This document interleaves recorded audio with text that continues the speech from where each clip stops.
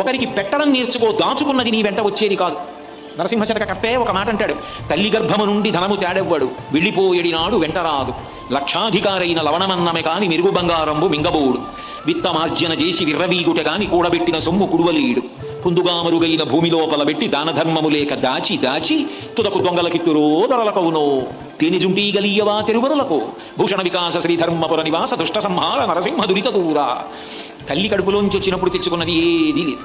అమ్మ కడుపులోంచి వచ్చినప్పుడు ఎలా వచ్చాడో వెళ్ళిపోయేటప్పుడు కూడా అంతే. ఒంటి మీద ఆఖరణ కప్పినటువంటి నూలు బట్ట కూడా లాగేస్తారు. లాగేసి తీసుకెళ్లి కట్టెల మీద పడుకోబెట్టి వెలిగించేస్తారు. ఒంట్లో ఉన్న నెత్తురంతా ముద్దలు ముద్దలుగా కట్టెల మధ్యలోంచి పడిపోతుంది. ఒంట్లో ఉన్నటువంటి మాంసం అంతా కాలిపోతుంది. తల వెంట్రుకలు మొదలైనవన్నీ ఊడిపోయి గాలికి ఎగిరిపోయి చెట్ల మొదట్లలోకి వెళ్ళిపోతాయి. ఎముకలు ఊడి మెల్లిమెల్లిగా కింద పడిపోతే కొడుకు అస్థి సంచయనం చేసి తీసుకెళ్లి గంగా నదులలో కలిపేశాడు. ఏది మిగిలింది? ఇలా ఇలా ఉన్ననాళ్ళు చూపించి బోరలు విరిచినటువంటి వాడు తుట్టతొదకు యామయ్యాడు, పిడికిడు బూడిదయ్యాడు. ఆయన వెంట